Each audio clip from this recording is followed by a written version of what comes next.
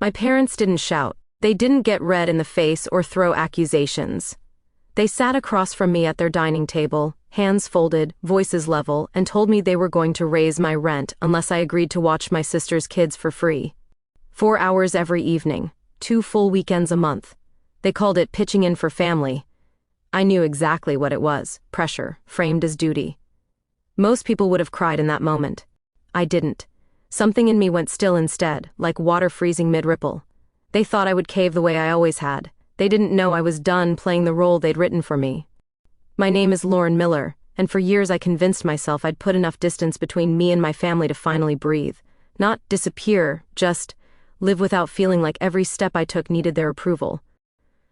6 years earlier, when I moved into the small apartment they owned in a quiet New Jersey suburb, it felt like a reasonable compromise. The rent was low, the commute was short, and the place was technically mine. I bought my furniture piece by piece, a big armchair by the window, a thick rug under the coffee table, a gold-framed mirror I found at a flea market.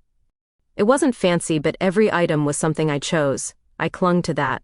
Outside, my family looked picture-perfect. Holiday photos lined their hallway, everyone smiling in coordinated outfits. My mom obsessed over traditions, as if matching napkins and homemade pies could hold everything together. Underneath that, though, there was always a ranking system no one ever admitted out loud.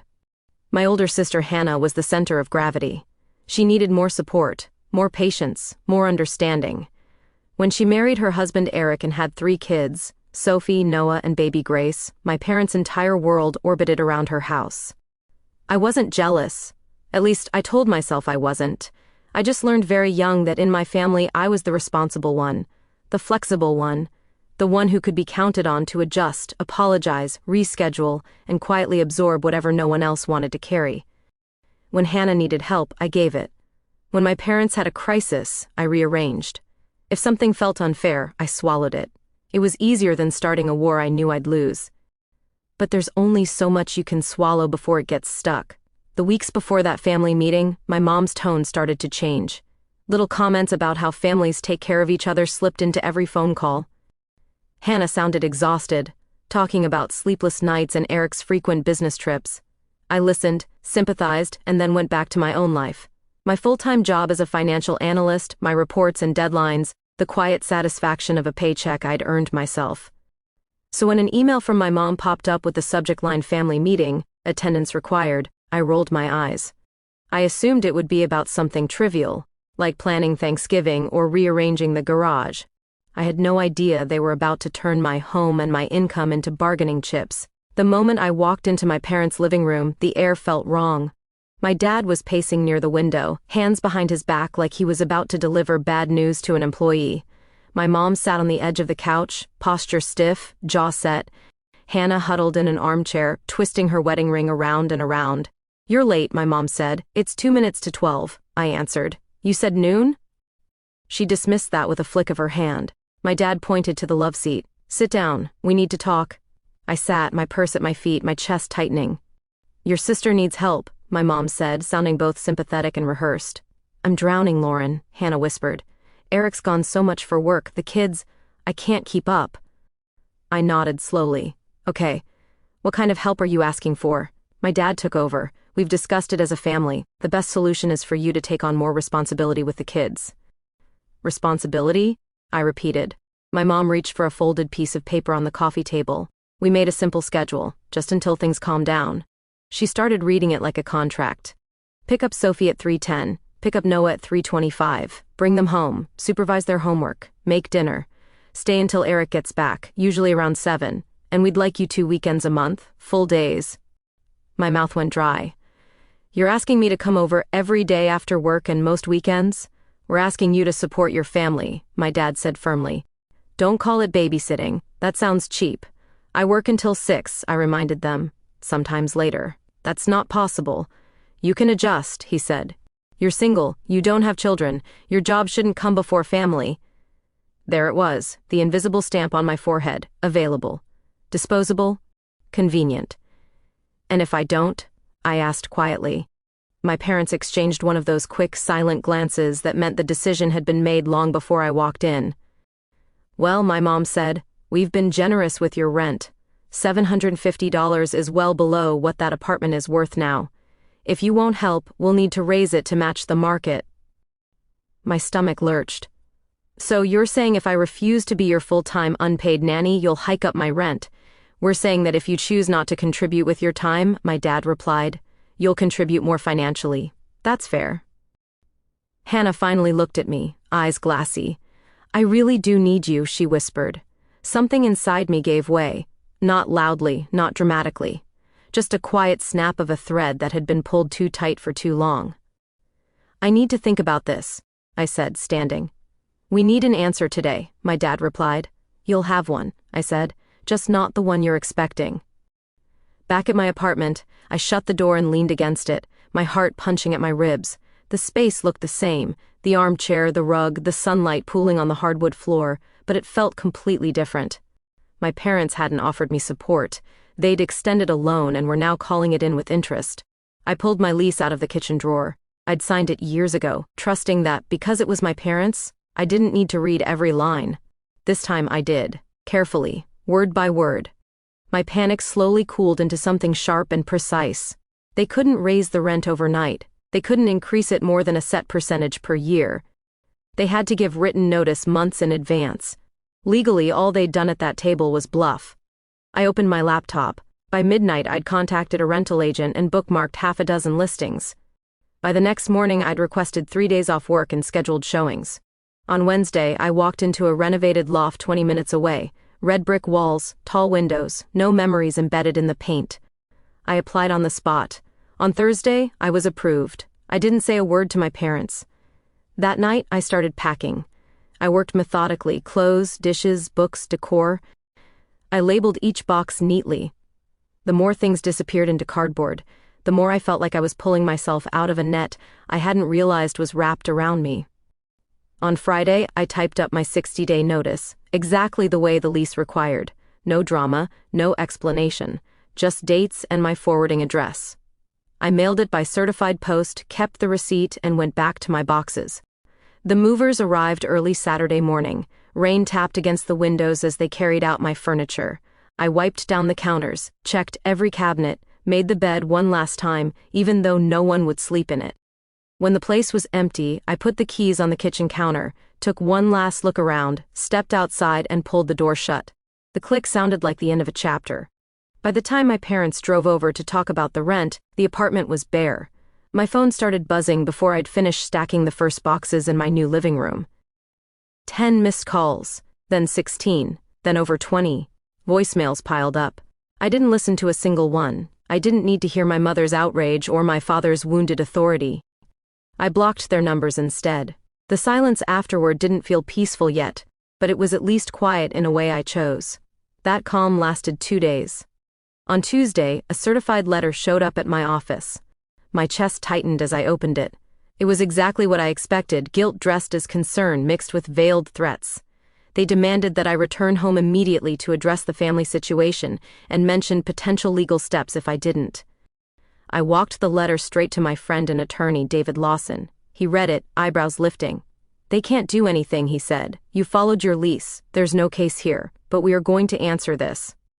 2 days later, a response went out on his letterhead, stating that any further communication had to go through him, that I had complied with all legal obligations, and that any harassment or retaliation would be documented. After that, the storm went eerily quiet. The quiet didn't last either. About a week later, my Aunt Caroline called from a number I didn't recognize. "I know you blocked them," she said, not bothering with small talk. "They're furious. And embarrassed. Mostly embarrassed. They hired a nanny, by the way, a real one. It's costing a lot." I didn't say, "Good." I just listened, feeling a strange sense of symmetry. They tried to treat my time as free. Now they were paying full price for someone else's. 2 weeks after that, David called me into his office. "Your parents have retained counsel," he said. "They're asking for a mediation session."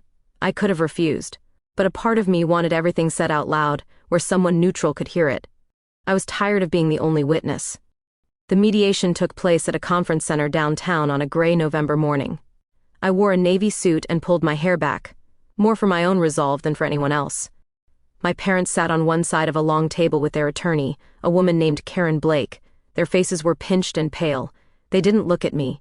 The mediator, an older man with gentle eyes, laid out the rules: no shouting, no interruptions. Everyone would get a chance to speak. My dad went first. "We're here because our family has been torn apart over a misunderstanding." I almost laughed. I didn't. "We asked Lauren to help her sister during a difficult period," my mom added. "We never expected her to just vanish." "I didn't vanish," I said. "I moved out according to the lease you wrote. I gave notice. I followed every rule." "We charged you less than half of what that apartment is worth," my dad snapped. "We expected loyalty in return. You threatened to raise my rent," I said, looking straight at him. "Unless I became your full-time childcare solution. You framed it as a choice, but it was a threat." Karen shifted in her seat. "My clients acknowledge that their phrasing may have been unfortunate." "They were very clear," I cut in. "Help with the kids every day and most weekends, or pay more." There was nothing unfortunate about it. It was intentional. My mom's eyes glistened. "We were desperate to help Hannah, and you decided my career, my time, my mental health were acceptable sacrifices," I replied. "You didn't ask. You imposed." The room went quiet. David leaned forward. "My client is open to having a relationship with her parents, but certain conditions are non-negotiable. No financial blackmail, no childcare expectations, no interference with her housing or employment. Any communication will be respectful and will not involve threats or guilt." My dad's face reddened. "So you expect us to just accept these terms?" "I expect you," I said softly, "to accept that I'm an adult, not an employee you can underpay with family as a currency." My mom's voice broke. "We just wanted you close." "This wasn't about closeness," I said. "This was about control. Closeness doesn't require leverage." It took another half hour of circling arguments, defensiveness, and grudging admissions, but eventually, they agreed to the boundaries laid out. Karen drafted a short memorandum and printed it. We all signed. It wasn't a court order, but it was a line, drawn clearly enough that even they couldn't claim they didn't understand later. As they gathered their things, my mom finally really looked at me. "I didn't realize you felt trapped," she whispered. "I tried to tell you," I said. "Just not in a room with a mediator and 2 lawyers." My dad asked, "So what happens now?" "Now," I said, standing, "you figure out your own solutions." And I live my life. The hallway outside the conference room was quiet. With each step toward the elevator, my breathing got easier. This wasn't revenge. It was just me taking my life back. The first morning I woke up in my new apartment without my phone buzzing with some crisis or comment. The sunlight pouring through those tall windows felt different. Warmer. I drank my coffee slowly, feeling the simple luxury of knowing that when I walked out the door, no one was expecting me to pick up their slack. Work settled into a calmer rhythm. Without the constant emotional tug-of-war, my focus sharpened. My manager told me I seemed lighter. For the first time, I believed it. My family adjusted too. Hannah kept the nanny. My parents helped pay her salary, which, according to Aunt Caroline, had become a monthly reminder of the moment they pushed too hard and lost their favorite fallback plan. Eventually, I met Hannah for coffee at a cafe halfway between our houses. We talked about her kids, my job, a movie she'd seen. She didn't ask me to babysit. I didn't offer. Underneath the small talk, something fragile but real was starting over on honest ground. Dinner with my parents came much later, at a crowded restaurant where no one could raise their voice.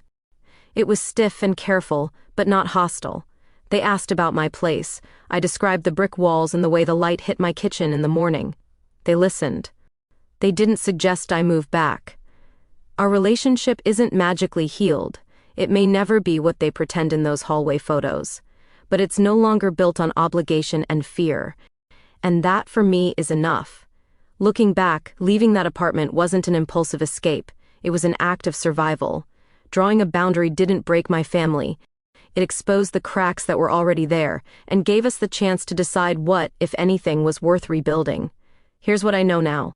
Love without respect is just control with a prettier label. And nobody, no matter who they are to you, has the right to hold your stability hostage to get what they want. If any part of my story sounds uncomfortably familiar, you're not alone. Tell me what you think, share your own experience if you want, and stick around. There are more stories like this coming, and you might hear yourself in the next one.